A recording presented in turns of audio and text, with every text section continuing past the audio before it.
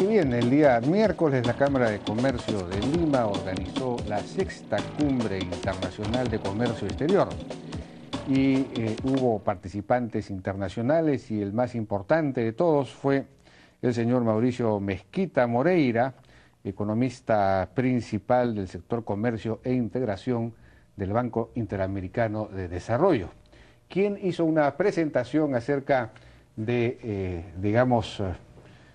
cómo aprovechar mejor la relación comercial y de inversiones que tenemos con la China, que de alguna manera es crecientemente importante y que de alguna manera también es una especie de salvavidas, digamos, en momentos de una crisis internacional que quizás se venga el próximo año.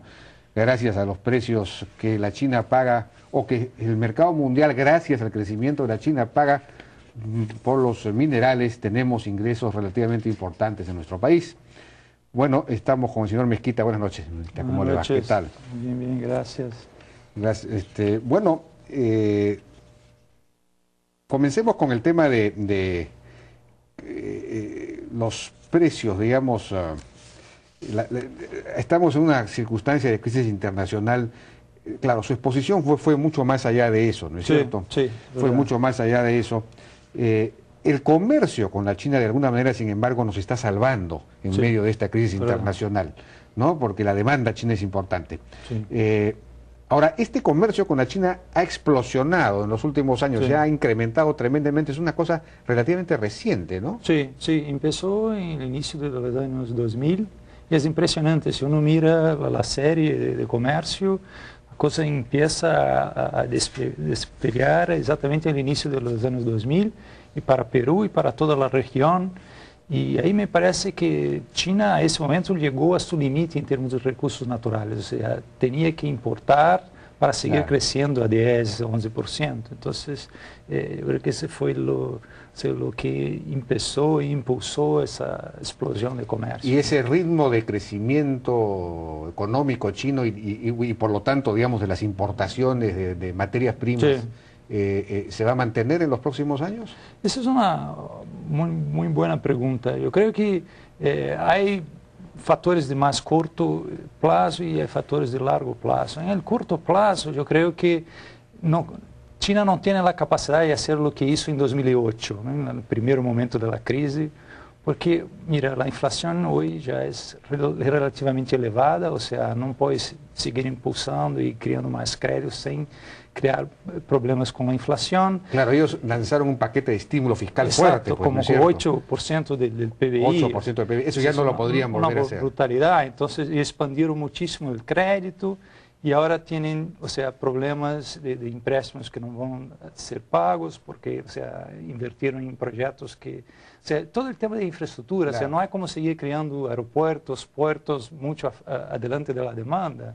Entonces, ¿usted cree que ya está un poco, ya no pueden seguir ellos, han sobreinvertido en infraestructura? Exacto, hay una sobreinversión que me imagino que va a ser útil en mediano o largo plazo. Pero hay todavía 600 o 700 millones de pobres en la China, hay un ejército industrial de reserva. Es verdad, pero uno tiene que, o sea, una cosa es invertir en el sureste de China, que hay una concentración de actividad económica muy grande, pero la otra cosa es el oeste de China, que es casi que un vacío.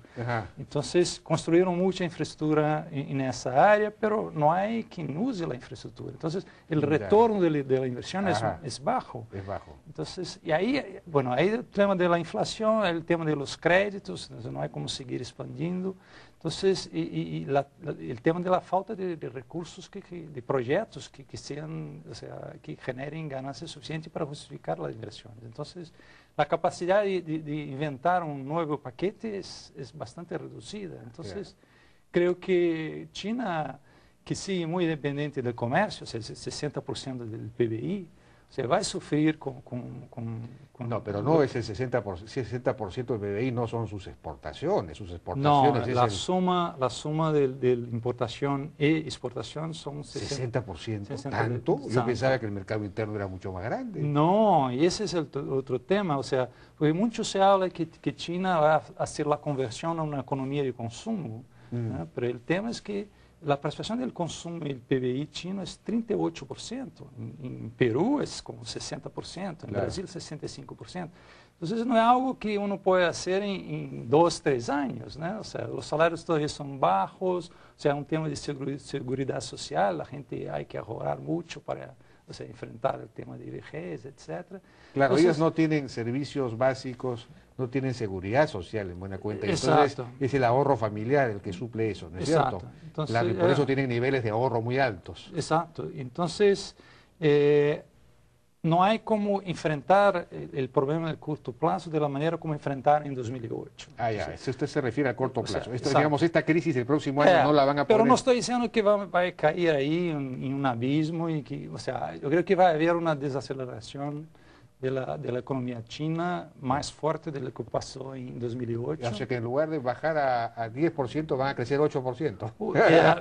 Algo así. Para padrones latinoamericanos y mundiales van a seguir creciendo 7, 8%. Es un montón. Pues, es un montón, pero no tanto. Y no creo que va a pasar lo que pasó en 2009, porque fue el único país en que logramos aumentar nuestras exportaciones. Es una brutalidad. O sea, las exportaciones de América Latina, el Perú inclusive, creció 20, 30%, mientras la exportación para el mundo caía, o sea, de 17, 18%. No creo que eso va a pasar nuevamente, hasta porque tiene un stock enorme de... De acuerdo, pero los precios, digamos, de los minerales van probablemente a caer algo, pero tampoco tanto. No veo ningún desastre ahí, pero va a pasar por un periodo de volatilidad importante. Ahora, a mediano largo plazo, yo veo como algo que va a seguir generando una cantidad de oportunidades enorme para la región, porque todavía consumen... La China va a seguir creciendo a tasas altas. Sí, y la necesidad que tienen ellos de minerales, de alimentos, es brutal, ¿no? O sea, si uno junta eso, India, o sea, yo creo que la región tiene por lo menos 2 décadas de mucha demanda por sus principales productos. De crecimiento de la China, porque entiendo que cuando un país ya es, digamos, realmente desarrollado, ya no demanda tanto cobre, tanta materia prima, ¿no? Exacto.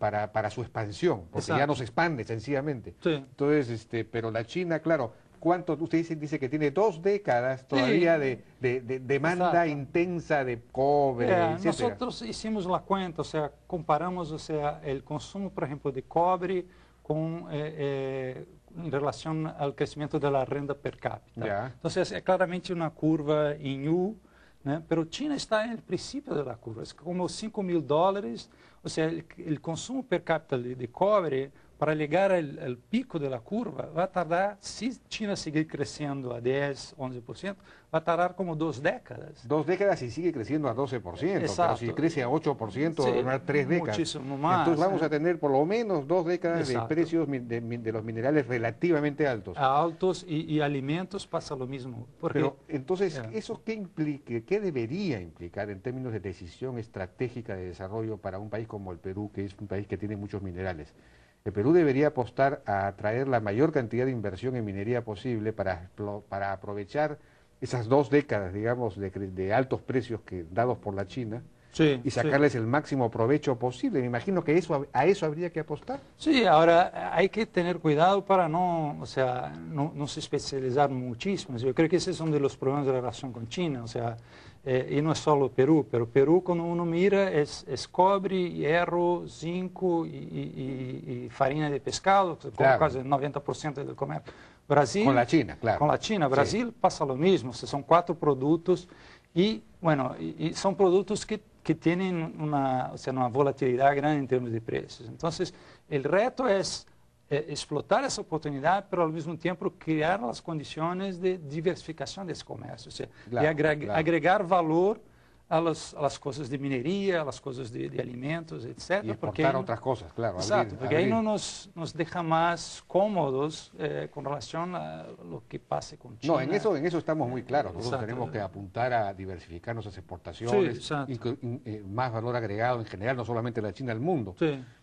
Por ejemplo, al Brasil deberíamos poder exportarle mucho más productos manufacturados, pero Brasil es una economía cerrada. Ese es el gran problema con el Brasil. Ese es un problema, y yo como brasileño sigo hablando sobre eso, que no hay como uno puede entender que Brasil no tenga aranceles cero con Perú, por ejemplo, Sí, pues. aranceles cero con Colombia. Entonces O sea, usted debería ayudarnos pues en esa sí, batalla. no, sigo ahí en la campaña para abrir la economía brasileña, ¿no? Pero digamos, son dos cosas. Por un lado hay que procurar, por supuesto, mucho mayor valor agregado en las exportaciones a la China también. Sí, sí. Pero tampoco se puede desaprovechar esa oportunidad No, de tener precios minerales altos, Sí. porque eso da la oportunidad de atraer mucha inversión en minería, Exacto, exacto. y eso genera una renta que bien usada, tiene que ser bien usada, Ese es un punto bien usada clave. para desarrollar infraestructura, educación, Exacto. etcétera, debería permitirnos salir del subdesarrollo, ¿no? Que es Exacto. un poco la apuesta en la que está Chile también, Sí, ¿no? si logramos 2 décadas de... 2 décadas de eso, claro. Ahora, claro, efectivamente el comercio con la China, sin embargo, está las exportaciones nuestras están muy concentradas Exacto. solamente en materias primas. Ujú. Tampoco podemos negarnos a eso, como decíamos. Claro, claro. Ahora, ¿cómo hacer para diversificar en general, no solo con la China, pero en particular con la China? Porque la China, ellos nos exportan bienes manufacturados Sí, cada sí, vez más sí. y baratos, y aquí hay problemas a veces con los textiles, por ejemplo, etcétera, Sí. que vienen, o con los hilados que vienen de la India. Esta vez el Perú ha prohibido su importación porque vienen más baratos que la propia materia prima, entonces hay dumping, pero el trámite del dumping es muy largo, entonces ya empiezan los problemas de ese tipo, ¿no? ¿Qué hacer para tener digamos, una estructura comercial con la China y con el Asia en general mucho más diversificada, con Ese más es un tema clave. Yo veo, o sea, cosas que uno puede hacer en términos de políticas públicas. Cuando uno mira las barreras comerciales que todavía siguen existiendo con China, mismo para un país como Perú, que firmó un TLC, Sí. o sea, agricultura, por ejemplo, que puede ser una área en que uno puede agregar, procesar alimentos, o sea, Claro. vender con marca, etcétera. Los aranceles son como 14, 15%. ¿no? En la China sí son muy altos. Pero y el sin TLC, hablar de los aranceles, de las barreras no arancelarias, o sea, todos los temas de las cotas, las dificultades de distribución, o sea, hay que vender a una empresa china para que distribuya, o sea, uno no consigue llegar al consumidor.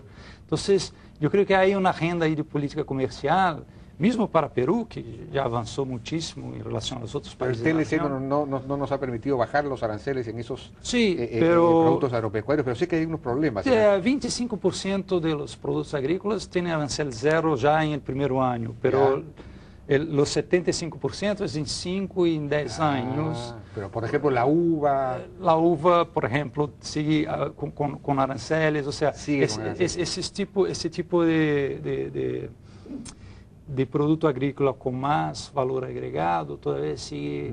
Entonces, yo creo que hay una tarea ahí. Perú, yo creo que Perú y Chile son los que más avanzaron en eso, pero todavía hay mucho que hacer, no solo en aranceles, sino también en barreras no arancelarias.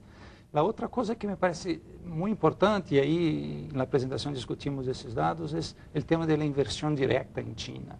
¿no? O sea, la inversión china en la región aumentó muchísimo, muy concentrada Brasil, Perú, Venezuela, muy concentrada en minería, pero finalmente despegó. O sea, algo que se hablaba mucho, pero no había mucha inversión.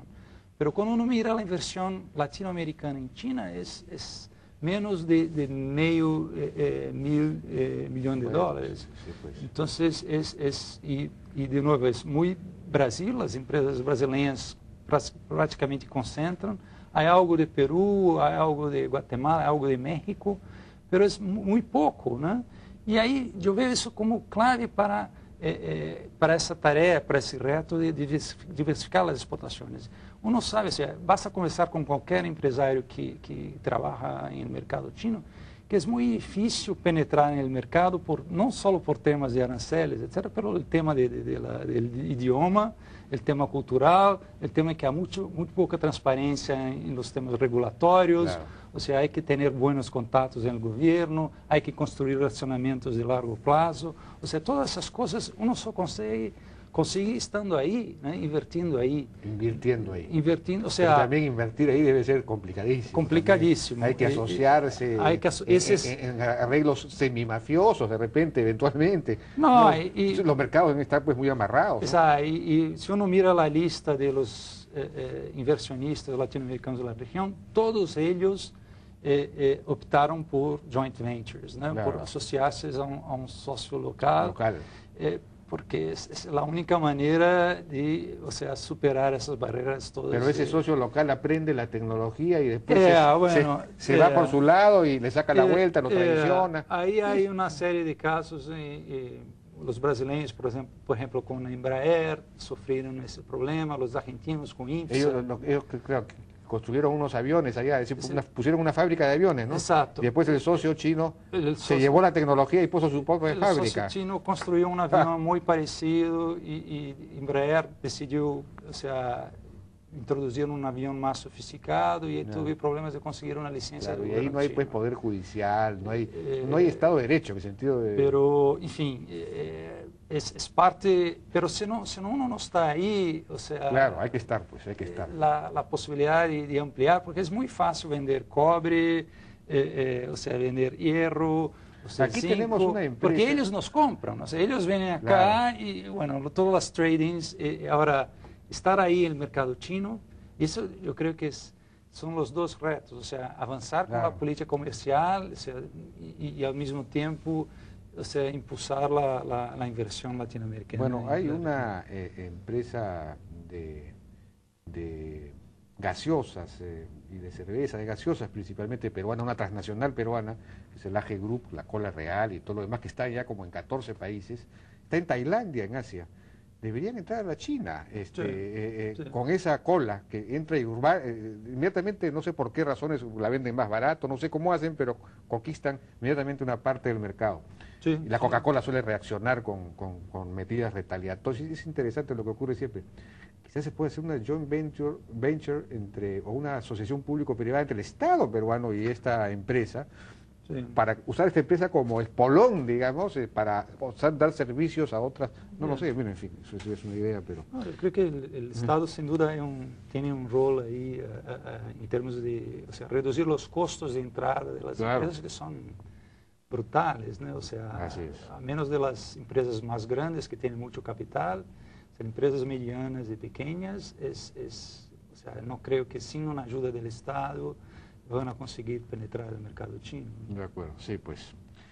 Bueno, señor Mezquita, muchas gracias por su participación. Gracias por la invitación muy interesante. Y por recibirme. Es un tema muy, muy importante, ¿no? Cómo hacer para aprovechar la relación con la China, que se está convirtiendo cada vez más importante para el desarrollo nacional y que no consista simplemente en venderle materias primas, sino empezar a venderles otras cosas o, en fin, tener una inversión china, además que no sea solo en minerales tampoco, ¿no? Sino en industria también. Perfecto, es un punto, es algo que también hablo, o sea, no tiene que ser solo minería, o sea, el mercado peruano, latinoamericano en general, o sea, sustenta otros tipos de inversión en manufactura y empezaron a hacer eso, o sea, países como Brasil y México ya hay algo de inversión china en manufactura, sí, de autos, en electrónicos. Son mercados mucho más grandes, pues. Sí, pero es todavía muy pequeño si uno compara con inversiones en minería y agricultura, pero pues hay que, o sea, porque eso fue lo que hicieron los japoneses, los coreanos, o sea, entendieron que si la idea es tener una relación que sea sostenible,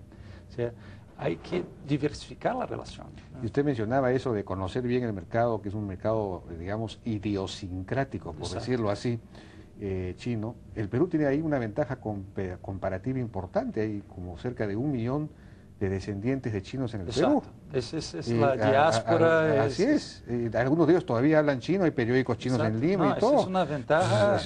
Mira los indios como entraron en el mercado americano para hacer servicios de informática, la diáspora jugó ahí un papel. El Estado peruano debería diseñar una estrategia basada en su colonia china interna, así es, para poder penetrar la China. Bueno, muchísimas gracias, señor Mezquita, por su participación. Fue el economista principal del BIT, Mauricio Mezquita. Vamos a una pausa.